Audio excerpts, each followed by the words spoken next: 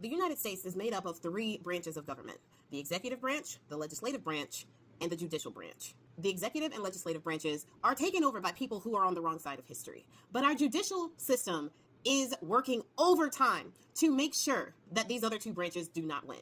And they need their darn flowers. There are a multitude of court cases that are going on right now that I think that the American people need to pay attention to, as we are also calling for the E-Man files, as we are also speculating on whether or not Bone Spurs has kicked the bucket, as we are cheering on the governors and the mayors that are standing up against the bully that is Bone Spurs. We can do multiple things at once, and we need to. So let's get into these court cases. For one, Federal Reserve Governor Lisa Cook, who is the first Black woman to be appointed to that job, is suing Bone Spurs because he fired her from that position.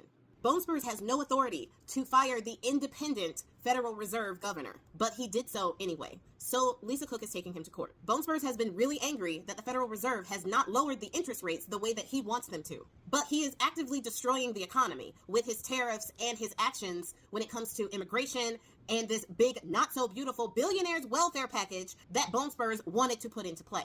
The Federal Reserve cannot lower interest rates, but Bone Spurs wants them to do that so that it looks better for him, not that it would actually be better for the American people. So he has been trying to manufacture a reason, aka mortgage fraud, for her to be relieved from that position so that he can install a sycophant that will do his bidding. That's the whole game. And Lisa Cook is not letting that happen without a fight. So that is one of the cases that we need to be looking at. Another case is going on in Texas, where the NAACP is suing Texas over those maps they decided were fair. The NAACP is rightfully declaring that those maps exhibit racial discrimination when they are drawing those lines. The NAACP and the Lawyers Committee for Civil Rights Under Law brought this lawsuit on Tuesday, and they are claiming that these maps drastically dilute the voting power of Black citizens in those districts. And I think it's funny that the argument that the Republicans have on this is that no, we're not diluting the voting power of Black people. We're just redrawing the maps to help Republicans. Yeah, that's legal. Let's do that. I'm not sure that's actually going to be a winning argument. Just saying. Now, when Governor Hot Wheels actually signed that map this week, he said that he was signing into law fair maps. But the thing is, the white population of Texas is only 40%.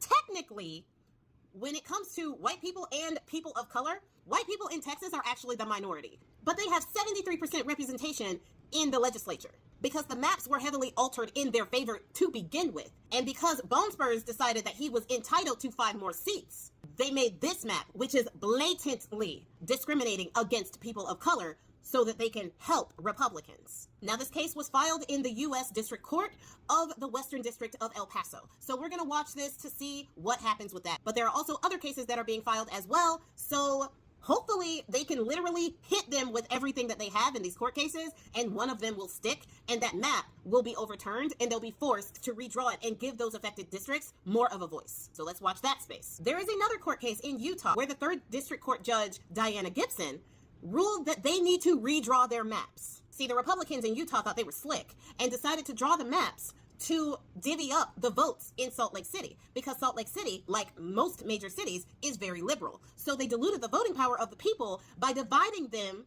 among the other districts. So District Judge Diana Gibson ruled that they need to redraw the maps to give Salt Lake City a voice. This has a very good chance of giving Democrats another seat in Utah before the 2026 election. And the best part about that one is that she gave them 30 days to redraw that map, because they were complaining that it would be really difficult for them to redraw the map and have it ready and go through the process before 2026. So she was like, all right, bet, let's expedite the process. You have 30 days to do so. That's what I'm talking about. Judicial system standing on business, okay? Now, the last court case I want to cover in this video is Kilmar Obrega Garcia.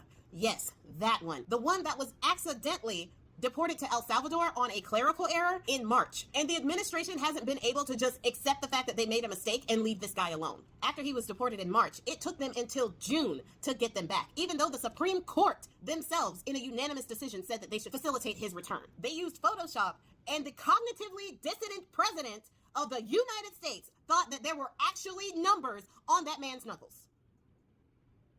They look like an absolute fool in this case. And because of that, they have not been able to let it go. So they went and found an old video of him with a cop and some people in his car and want to claim that he was trafficking people at that point, even though he was not arrested and did not get in trouble for that stop. They want to retaliate and actually bring up charges so that their base doesn't know that they're absolute losers. They were trying to keep him in custody because ICE had said that if he was released, they would immediately recapture him, which is exactly what happened. He was released from custody, and on his first check-in to ICE, which he did so without argument, they detained him and sent him to Tennessee, where they threatened to deport him again to Uganda. But the judicial system stepped in again and ordered a stay to that deportation until at least October. She set a date for October 6th where they will be able to argue whether or not he should be deported. And I honestly think they have a case. Unfortunately, the judge did say that they didn't have the jurisdiction to order him released from ICE. That is an immigration judge's job to have him released from ICE. But the judge did order that he be kept within 200 miles of that courthouse. Garcia's lawyers are now seeking asylum, so we need to watch this space to see what happens with that and also see what happens with this indictment, because this indictment is obvious to everyone involved that it is a retaliatory indictment. It is a retaliatory charge because the administration looked like absolute idiots in this case. And I just want to do an honorable mention to the grand jury that decided not to indict the guy that threw the sandwich on felony assault charges. Can we all agree that a sandwich is not a deadly weapon?